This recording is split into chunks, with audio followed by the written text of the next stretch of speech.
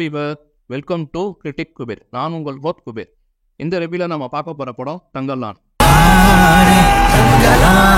இது ஒரு action adventure film directed by Pa Ranjith. 1850வது வருஷம் கதை நடக்கிற மாதிரி சித்தரிச்சிருக்காங்க. கேஜிஎஃப் கோலார் தங்க சுரங்கம் ஆரம்ப காலத்தில் எப்படி இருந்தது, எப்படி அந்த தங்க சுரங்கம் உருவாச்சு, அதில் வேலை செஞ்சது யாருன்னு செம்ம டீட்டெயிலிங்காக நிறைய ரிசர்ச் பண்ணி நமக்கு கொடுத்துருக்காரு பா ரஞ்சித் அவர்கள். ஒடுக்கப்பட்ட மக்களோட உழைப்பு, ரத்தமும் அவங்க எப்படிப்பட்ட போராட்டத்தை கடந்து வந்து இருக்காங்கன்னு கண்ணு முன்னாடி கொண்டு வந்து நிறுத்தியிருக்காங்க. விக்ரம் ஒரு குரூப் ஆஃப் மக்களோட வாழ்ந்துட்டு வர்றாரு. அவரோட மனைவியா பார்வதி திருவத்து வாழ்ந்துருக்காங்க. இவருக்கு 4 பசங்க இருக்காங்க. விவசாயம் பண்ணிக்கிட்டு ஒரு மிதத்தார் கீழே அவருக்கு கட்டுப்பட்டு வாழ்றாங்க. பண்ணையில அடிமையாக வேலை பார்க்குறாங்க. ஒரு பிரிட்டிஷ்காரன் இந்த இடத்துல தங்கம் இருக்கிறத தெரிஞ்சுக்கிட்டு இவங்க எல்லாருக்கும் பணம் தரேன், போட்டுக்க ட்ரெஸ் தரேன், தங்கமோ கொஞ்சம் பங்கு தரேன்னு சொல்லி எல்லாரையும் கூட்டிகிட்டு போகிறான். இறுதியாக தங்கம் இவங்களுக்கு கிடைச்சதா இல்லையா, அதுதான் படத்தோட மொத்த கதையுமே.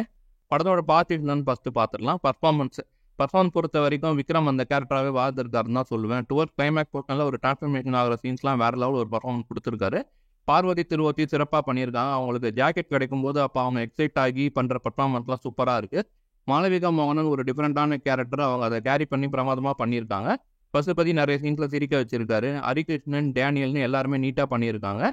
கிஷோர் குமாரோட சினிமாட்டோகிராஃபி ஃபெனமெனாக பண்ணியிருக்காரு. ஆக்ஷன் சீன்ஸ்லாம் சீனாக கன்சீவ் பண்ண விதம் எக்ஸலண்ட்டாக இருக்குது. குறிப்பாக விக்ரமுக்கும் மாளவிகாவுக்கும் நடக்கிற ஃபேஸ் ஆஃப் சீன்ஸ்லாம் விஷுவலாக போர்ட்ரேட் பண்ண விதம் ஸ்டன்னிங்காக இருக்குது.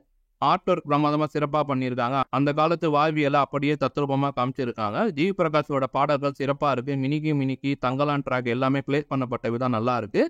பிஜிஎம் பின்னணி இசை மிரட்டி இருக்காரு. விக்ரம் மாளவிகாவுக்கும் நடக்கிற ஃபைட்டு, விக்ரம் தன்னோட நிலத்தை மீட்டு சந்தோஷப்படுவார். அப்போ வர மியூசிக் பிட் ஆகட்டும், தங்கத்தை கண்டுபிடிச்சி எடுப்பாங்க, அப்போ வர பிஜிஎம்லாம் வேறு லெவலில் எலிவேட் பண்ணியிருக்கு. நெகட்டிவ்ஸ்ன்னு பார்த்தா ஸ்க்ரீன் பிளே குறிப்பாக ஃபர்ஸ்ட் ஹாஃபில் கொஞ்சம் ஸ்லோவாக போகுது. அதெல்லாம் கொஞ்சம் இன்னும் பெட்டராக எழுதி நல்லா பண்ணியிருந்துருக்கலாம். செகண்ட் ஹாஃபில் கிளாரிட்டியாக இல்லை. விக்ரமுக்கு மட்டும் மாளவிகா கண்ணுங்க தெரிகிறது. அவங்க சொல்கிற விஷயம்லாம் பெருசாக ஒர்க் அவுட் ஆகலை. கிளைமேக்ஸில் இவங்க டெஸ்ட் மாதிரி ஒன்று வச்சுருக்காங்க. அது பர்சனலாக எனக்கு அந்த அளவுக்கு கன்வின்சிங்காக இல்லை. வேறு மாதிரி எதனா ட்ரை பண்ணி இருந்திருக்கலாம். ஃபர்ஸ்ட் ஹாஃப் கொஞ்சம் ஸ்லோவாக தான் நகருது. செகண்ட் ஹாஃப் பெட்டராகவே இருக்குது. மேக்கிங், பர்ஃபார்மன்ஸ், டெக்னிக்கல் வைஸ் படம் தங்க மாதிரி ஜொலித்தாலும் but screenplay, content wise சரியாக ஜொலிக்கலன்னு தான் சொல்லுவேன். ஓவரால் தங்கலான்னு ஒரு ஆவரேஜான படம். Critic Kuber rating 3.25 out of 5.